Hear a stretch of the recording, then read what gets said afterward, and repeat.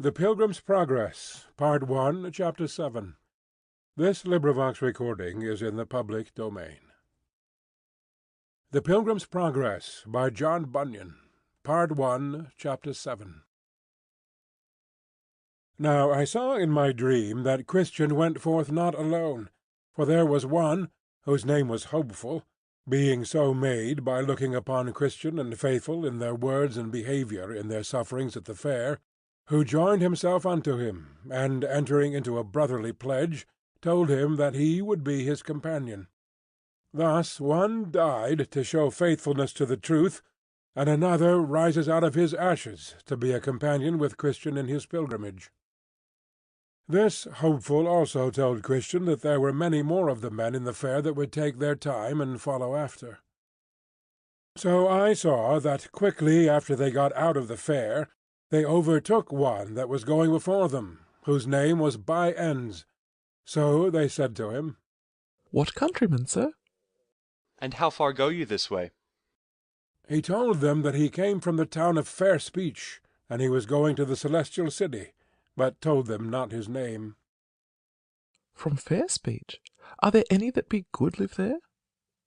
Yes, said By Ends. I hope. Pray, sir, what may I call you? I am a stranger to you, and you to me. If you be going this way, I shall be glad of your company. If not, I must be content. This town of Fair Speech, I have heard of it, and as I remember, they say it's a wealthy place. Yes, I will assure you that it is, and I have very many rich kindred there. Pray, who are your kindred there, if a man may be so bold? Almost the whole town, but in particular, my Lord Turnabout, my Lord Timeserver, my Lord Fair Speech, from whose ancestors that town first took its name. Also Mr. Smoothman, Mr. Facing Both Ways, Mr. Anything, and the parson of our parish, Mr. Two Tongues, was my mother's own brother by father's side. And to tell you the truth, I am become a gentleman of good quality. Yet my great-grandfather was but a waterman, looking one way and rowing another, and I got most of my estate by the same occupation. Are you a married man? Yes, and my wife is a very virtuous woman, the daughter of a virtuous woman. She was my Lady Faining's daughter. Therefore she came of a very honourable family, and is arrived to such a pitch of breeding that she knows how to carry it all, even to prince and peasant.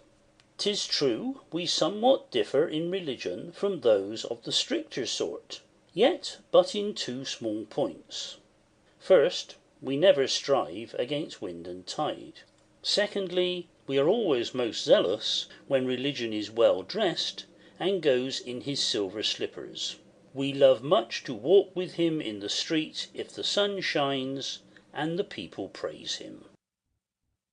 Then Christian stepped a little aside to his fellow Hopeful, saying, It runs in my mind that this is one By Ends of Fair Speech, and if it be he, we have as very a knave in our company as dwelleth in all these parts.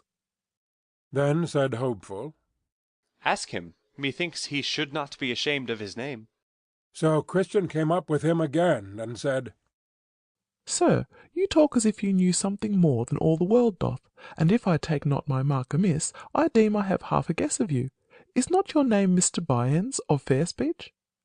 This is not my name, but, indeed, it is a nickname that is given me by some that cannot abide me, and I must be content to bear it as a reproach, as other good men have borne theirs before me.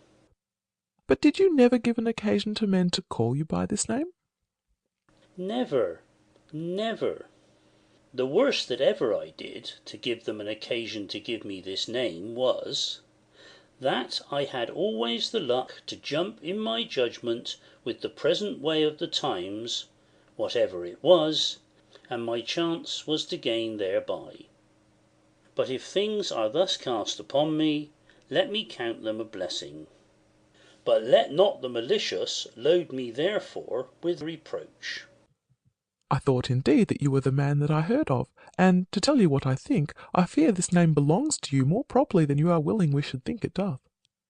Well, if you will thus imagine, I cannot help it. You shall find me a fair company keeper, if you still admit me your companion.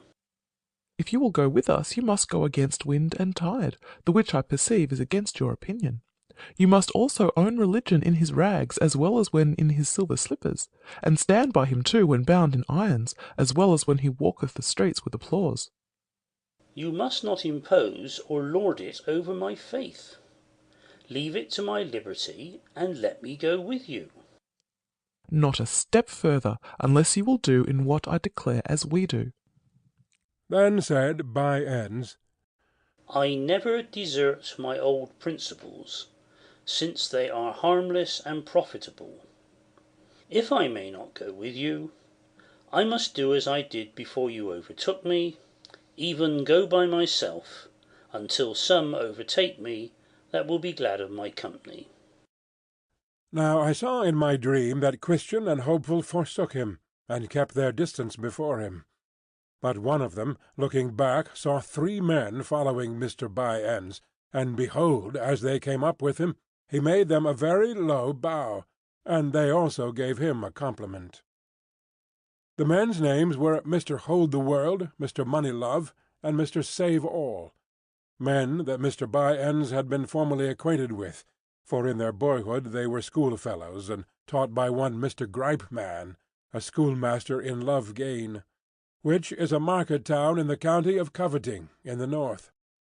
This schoolmaster taught them the art of getting, either by violence, cheating, flattery, lying, or by putting on a pretence of religion, and these 4 gentlemen had learned much of the art of their master, so that they could each of them have kept such a school themselves.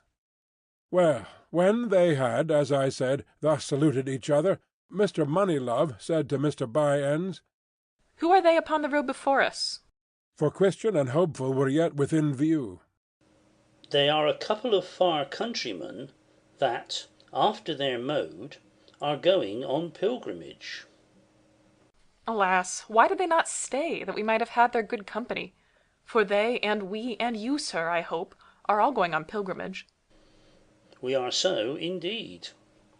But the men before us are so rigid, and love so much their own notions, and do also so lightly esteem the opinions of others, that, let a man be ever so godly, yet, if he agrees not with them in all things, they thrust him quite out of their company.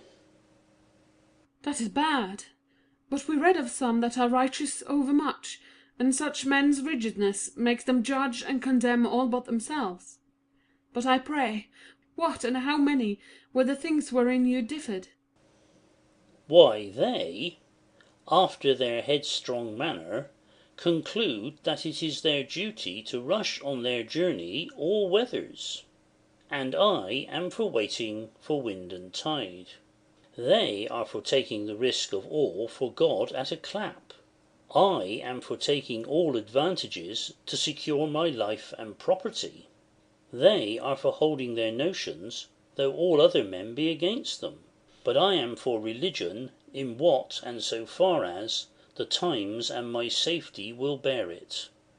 They are for religion when in rags and contempt. But I am for him when he walks in his golden slippers, in the sunshine, and with applause. Ay, and hold you there still, good Mr. By Ends, for my part, I can count him but a fool, that, having the liberty to keep what he has, shall be so unwise as to lose it. Let us be wise as serpents. It is still best to make hay while the sun shines. You see how the bee lieth still all winter, and bestirs her only when she can have profit and pleasure. God sends sometimes rain, and sometimes sunshine. If they be such fools to go through the rain, yet let us be content to take fair weather along with us. For my part, I like that religion best that will stand with the safety of God's good blessings unto us. For who can imagine that is ruled by his reason, since God has bestowed upon us the good things of this life, but that he would have us keep them for his sake? Abraham and Solomon grew rich in religion, and Job says that a good man should lay up gold as dust, but he must not be such as the man before us, if they be as you have described them. I think that we are all agreed in this matter, and therefore there needs no more words about it.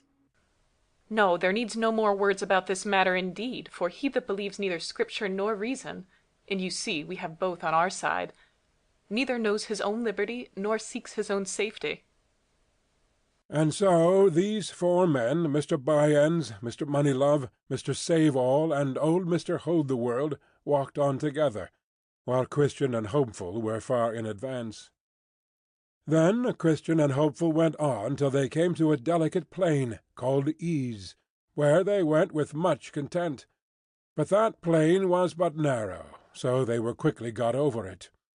Now at the farther side of that plain was a little hill, called Lucre, and in that hill a silver mine, which some of them that had formerly gone that way, because of the rarity of it, had turned aside to see. But going too near the brink of the pit, the ground, being deceitful under them, broke, and they were slain. Some also had been maimed there, and could not to their dying day be their own men again. Then I saw in my dream that a little off the road, over against the silver mine, stood Demas, gentlemanlike, to call to passengers to come and see, who said to Christian and his fellow, Ho! Turn aside hither, and I will show you a thing. What thing so deserving as to turn us out of the way? Here is a silver mine, and some digging in it for treasure. If you will come with a little pains, you may richly provide for yourselves. Then said Hopeful, Let us go see. Not I. said Christian. I have heard of this place before now, and how many have there been slain, and besides, that treasure is a snare to those who seek it, for it hindereth them in their pilgrimage. Then Christian called to Demas, saying, Is not the place dangerous? Hath it not hindered many in their pilgrimage? Not very dangerous, except to those that are careless. But withal he blushed as he spake. Then said Christian to Hopeful, Let us not stir a step, but still keep on our way. I will warrant you, when Byends comes up, if he hath the same invitation as we, he will turn in thither to see. No doubt thereof, for his principles lead him in that way, and 100 to 1 but he dies there. Then Demas called out again, saying, But will you not come over and see? Then Christian roundly answered, saying, Demas, thou art an enemy to the right ways of the Lord of this way, and hast been already condemned for thine own turning aside by one of his Majesty's judges. And why seekest thou to have us condemned also? Besides, if we at all turn aside, our lord the king will certainly hear thereof, and will there put us to shame, where we should stand with boldness before him. Demas cried again that he also was one of their company, a pilgrim like themselves, and that, if they would tarry a little, he also himself would walk with them. What is thy name? Is it not the same by the which I have called thee? Yes, my name is Demas. I am the son of Abraham. I know you.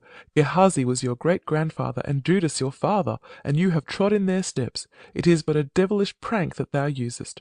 Thy father was hanged for a traitor, and thou deservest no better reward. Assure thyself that when we come to the king, we will tell him of this thy behaviour. Thus they went their way, but by this time Byends and his companions were come again within sight, and they at the first beck went over to Demas. Now whether they fell into the pit by looking over the brink thereof, or whether they went down to dig, or whether they were smothered in the bottom by the damps that commonly arise, of these things I am not certain, but this I observed, that they were never seen again in the way. Then sang Christian, Byends and Silver Demas both agree. One calls the other runs, that he may be a sharer of this lucre, so these two take up in this world, and no further go. Now I saw that just on the other side of the plain the pilgrims came to a place where stood an old monument hard by the highway side, at the sight of which they were both concerned, because of the strangeness of the form thereof. For it seemed to them as if it had been a woman changed into the shape of a pillar. Here therefore they stood looking and looking upon it, but could not for a time tell what they should make thereof. At last Hopeful espied written above, upon the head thereof, a writing in an unusual hand. But he, being no scholar, called to Christian, for he was learned, to see if he could pick out the meaning. So he came, and after a little laying of letters together, he found the same to be this, Remember Lot's wife. So he read to his fellow, after which they both concluded that that was the pillar of salt to which Lot's wife was turned, for her looking back with a covetous heart when she was going from Sodom. Which sudden and amazing sight gave them occasion for speaking thus. Ah, my brother, this is a seasonable sight. It came just in time to us after the invitation which Demas gave us to come over to view the hill Lucra, and had we gone over as he desired us, and as thou wast inclining to do, my brother, we had, for aught I know, been made ourselves like this woman, a spectacle for those who shall come after to behold. I am sorry that I was so foolish, and am made to wonder that I am not now as Lot's wife. For wherein was the difference betwixt her sin and mine? She only looked back, and I had a desire to go see. Let God's goodness be praised, and let me be ashamed that ever such a thing should be in mine heart. Let us take notice of what we see here, for our help for time to come. This woman escaped one judgment, for she fell not by the destruction of Sodom, yet she was destroyed by another, as we see. She is turned into a pillar of salt. What a mercy is it that neither thou, but especially I, am not made myself this example! This gives reason to us to thank God, to fear before him, and always to remember Lot's wife. I saw then that they went on their way to a pleasant river, which David the king called the river of God, but John the river of the water of life. Now their way lay just upon the bank of this river. Here, therefore, Christian and his companion walked with great delight. They drank also the water of the river, which was pleasant and enlivening to their weary spirits. Besides, on the banks of this river on either side were green trees that bore all manner of fruit, and the leaves of the trees were good for medicine. With the fruit of these trees they were also much delighted, and the leaves they ate to prevent illness, especially such diseases that come to those that heat their blood by travels. On either side of the river was also a meadow, curiously beautified with lilies, and it was green all the year long. In this meadow they lay down and slept, for here they might lie down safely. When they awoke, they gathered again of the fruit of the trees, and drank again of the water of the river, and they lay down again to sleep. This they did several days and nights. Then they sang, Behold ye how these crystal streams do glide, to comfort pilgrims by the highway side. The meadows green, besides their fragrant smell, yield dainties for them, and he who can tell. What pleasant fruit, yea, leaves, these trees do yield! We'll soon sell all, that he may buy this field. So when they were disposed to go on, for they were not as yet at their journey's end, they ate and drank and departed. Now I beheld in my dream that they had not journeyed far, but the river and the way for a time parted, at which they were not a little sorry. Yet they durst not go out of the way. Now the way from the river was rough, and their feet tender by reason of their travels. So the souls of the pilgrims were much discouraged because of the way. Wherefore, still as they went on, they wished for a better way. Now a little before them there was, on the left hand of the road, a meadow, and a stile to go over into it, and that meadow was called Bypath Meadow. Then said Christian to his fellow, If this meadow lieth along by our wayside, let's go over it. Then he went to the stile to see, and behold, a path lay along by the way on the other side of the fence. It is according to my wish, said Christian. Here is the easiest going. Come, good Hopeful, and let us go over. But how if this path should lead us out of the way? That is not likely, said the other. Look, doth it not go along by the wayside? So Hopeful, being persuaded by his fellow, went after him over the stile. When they were gone over, and were got into the path, they found it very easy to their feet, and withal they, looking before them, espied a man walking as they did, and his name was Vain Confidence. So they called after him, and asked him whither that way led. He said, To the Celestial Gate. Look, said Christian. did I not tell you so? By this you may see we are right. So they followed, and he went before them. But, behold, the night came on, and it grew very dark, so that they that were behind lost sight of him that went before. He, therefore, that went before, Vain Confidence by name, not seeing the way before him, fell into a deep pit, which was on purpose there made by the prince of those grounds to catch careless fools, withal, and was dashed in pieces with his fall. Now Christian and his fellow heard him fall, so they called to know the matter, but there was none to answer, only they heard a groaning. Then said Hopeful, Where are we now? Then was his fellow silent, as mistrusting that he had led him out of the way. And now it began to rain, and thunder, and lighten in a most dreadful manner, and the water rose again. Then Hopeful groaned in himself, saying, Oh, that I had kept on my way! Who could have thought that this path should have led us out of the way? I was afraid on't at the very first, and therefore gave you that gentle caution. I would have spoken plainer, but that you are older than I.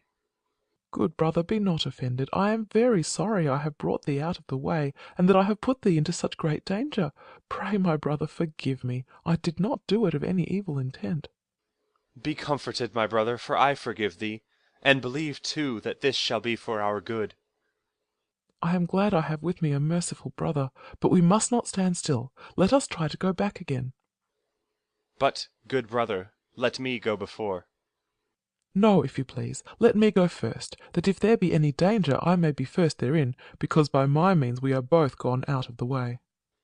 No, you shall not go first, for your mind being troubled may lead you out of the way again. Then, for their encouragement, they heard the voice of one saying, Let thine heart be towards the highway, even the way that thou wentest. Turn again. But by this time the waters were greatly risen, by reason of which the way of going back was very dangerous. Then I thought that it is easier going out of the way when we are in, than going in when we are out. Yet they undertook to go back, but it was so dark, and the flood so high, that, in their going back, they had like to have been drowned 9 or 10 times. Neither could they, with all the skill they had, get again to the stile that night. Wherefore, at last lighting under a little shelter, they sat down there until daybreak, but being weary, they fell asleep. Now there was, not far from the place where they lay, a castle, called Doubting Castle, the owner whereof was Giant Despair, and it was in his grounds they now were sleeping. Wherefore he, getting up in the morning early, and walking up and down in his fields, caught Christian and Hopeful asleep in his grounds. Then, with a grim and surly voice, he bid them awake, and asked them whence they were, and what they did in his grounds. They told him they were pilgrims, and that they had lost their way. Then said the giant, You have this night trespassed on me, by trampling in and lying on my grounds, and therefore you must go along with me. So they were forced to go, because he was stronger than they. They had also but little to say, for they knew themselves in fault. The giant therefore drove them before him, and put them into his castle, into a very dark dungeon, nasty and smelling vilely to the spirits of those 2 men. Here then they lay from Wednesday morning till Saturday night, without one bit of bread, or drop of drink, or light, or any to ask how they did. They were, therefore, here in evil case, and were far from friends and people whom they knew. Now in this place Christian had double sorrow, because it was through his thoughtless haste that they were brought into this distress. Now Giant Despair had a wife, and her name was Diffidence. So when he was gone to bed, he told his wife what he had done, to wit, that he had taken a couple of prisoners and cast them into his dungeon for trespassing on his grounds. Then he asked her also what he had best to do further to them. So she asked them what they were, whence they came, and whither they were bound, and he told her. Then she advised him that when he arose in the morning he should beat them without any mercy. So when he arose he getteth him a grievous crab-tree cudgel, and goes down into the dungeon to them, and there first fell to abusing them as if they were dogs, although they never gave him a word of distaste. Then he falls upon them and beats them fearfully, in such sort that they were not able to help themselves, or to turn them upon the floor. This done, he withdraws, and leaves them there to sorrow over their misery, and to mourn under their distress. So all that day they spent their time in nothing but sighs and bitter grief. The next night she, talking with her husband about them further, and understanding that they were yet alive, did advise him to tell them to make away with themselves. So when morning was come, he goes to them in a surly manner as before, and perceiving them to be very sore with the stripes that he had given them the day before, he told them that since they were never like to come out of that place, their only way would be forthwith to make an end of themselves, either with knife, halter, or poison. For why, said he, should you choose life, seeing it is attended with so much bitterness? But they desired him to let them go. With that he looked ugly upon them, and rushing to them, had doubtless made an end of them himself, but that he fell into one of his fits, for he sometimes in sunshiny weather fell into fits, and lost for a time the use of his hands, wherefore he withdrew and left them as before to consider what to do. Then did the prisoners consult between themselves whether it was best to take his advice or no, and thus they began to discourse. "Brother," said Christian, "what shall we do? The life we now live is miserable. For my part, I know not whether it is best to live thus or to die out of hand. My soul chooseth strangling rather than life, and the grave is more easy for me than this dungeon. Shall we be ruled by the giant?" Indeed, our present condition is dreadful, and death would be far more welcome to me than thus for ever to abide. But yet, let us think. The lord of the country to which we are going hath said, Thou shalt do no murder. No, not to another man's person. Much more then are we forbidden to take his advice to kill ourselves. Besides, he that kills another can but commit murder upon his body, but for one to kill himself is to kill body and soul at once. And moreover, my brother, thou talkest of ease in the grave, but hast thou forgotten the hell, whither for certain the murderers go? For no murderer hath eternal life. And let us consider again, that all the law is not in the hand of Giant Despair. Others, so far as I can understand, have been taken by him as well as we, and yet have escaped out of his hand. Who knows but that God, who made the world, may cause that Giant Despair may die? Or that, at some time or other, he may forget to lock us in? Or that he may, in a short time, have another of his fits before us, and he may lose the use of his limbs? And, if ever that should come to pass again, for my part, I am resolved to pluck up the heart of a man, and try to my utmost to get from under his hand. I was a fool that I did not try to do it before. But however, my brother, let us be patient, and endure a while. The time may come that may give us a happy release, but let us not be our own murderers." With these words Hopeful at present did calm the mind of his brother. So they continued together in the dark that day, in their sad and doleful condition. Well, towards evening the giant goes down into the dungeon again to see if his prisoners had taken his counsel. But when he came there he found them alive, and truly alive was all.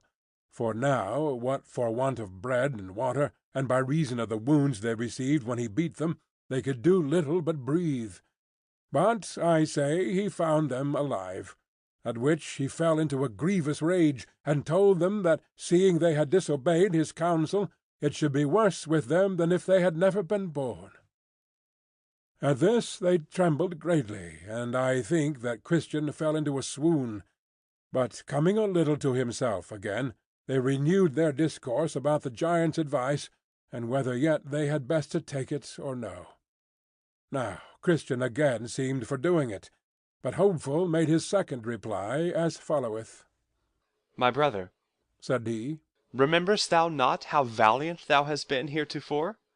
Apollyon could not crush thee, nor could all that thou didst hear, or see, or feel in the valley of the shadow of death. What hardship, terror, and amazement hast thou already gone through, and art thou now nothing but fear? Thou seest that I am in the dungeon with thee, a far weaker man by nature than thou art. Also, this giant has wounded me as well as thee, and hath also cut off the bread and water from my mouth. And with thee I mourn without the light. But let us have a little more patience. Remember how thou showedst thyself the man at Vanity Fair, and wast neither afraid of the chain, nor cage, nor yet of bloody death. Wherefore, let us, at least, to avoid the shame that it becomes not a Christian to be found in, bear up with patience as well as we can. Now, night being come again, and the giant and his wife being in bed, she asked him concerning the prisoners, and if they had taken his advice, to which he replied, They are sturdy rogues. They choose rather to bear all hardship than to make away with themselves.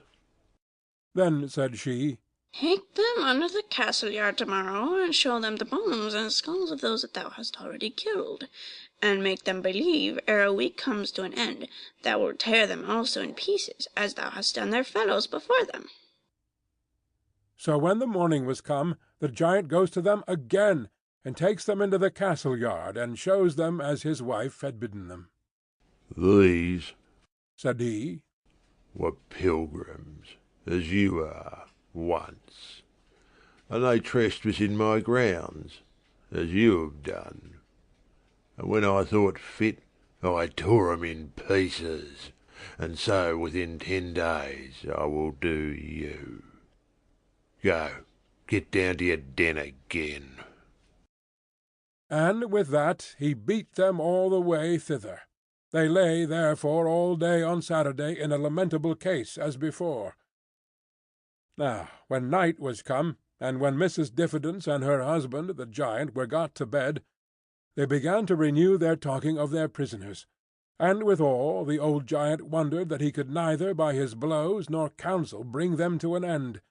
And with that his wife replied, I fear, said she, that they live in hope that some will come to relieve them, or that they have picklocks about them, by the means of which they hope to escape. And sayest thou so, my dear? said the giant. I will therefore search them in the morning. Well, on Saturday, about midnight, they began to pray, and continued in prayer till almost break of day. Now, a little before it was day, good Christian, as one half amazed, brake out into this earnest speech. What a fool, quoth he, am I to lie in a foul-smelling dungeon when I may as well walk at liberty? I have a key in my bosom called Promise that will, I am sure, open any lock in Doubting Castle. Then said Hopeful, That is good news, good brother. Pluck it out of thy bosom, and try. Then Christian pulled it out of his bosom, and began to try at the dungeon door, whose bolt, as he turned the key, gave back, and the door flew open with ease, and Christian and Hopeful both came out. Then he went to the outward door that leads into the castle yard, and with his key opened that door also. After he went to the iron gate, for that must be opened too, but that lock went exceedingly hard, yet the key did open it. Then they thrust open the gate to make their escape with speed, but that gate, as it opened, made such a creaking that it waked Giant Despair, who, hastily rising to pursue his prisoners, felt his limbs to fail, for his fits took him again, so that he could by no means go after them. Then they went on, and came to the King's highway again, and so were safe, because they were out of Giant Despair's rule. Now when they were gone over the stile, they began to contrive with themselves what they should do at that stile to prevent those that should come after from falling into the hands of Giant Despair. So they agreed to build there a pillar, and to engrave upon the side thereof this sentence: Over this stile is the way to Doubting Castle, which is kept by Giant Despair, who despiseth the king of the celestial country, and seeks to destroy his holy pilgrims. Many, therefore, that followed after, read what was written, and escaped the danger. This done, they sang as follows: Out of the way we went, and then we found what 'twas to tread upon forbidden ground, and let them that come after have a care, lest heedlessness make them as we to fare. Lest they for trespassing his prisoners are, whose castle's Doubting, and whose name's Despair. End of Part 1, Chapter 7.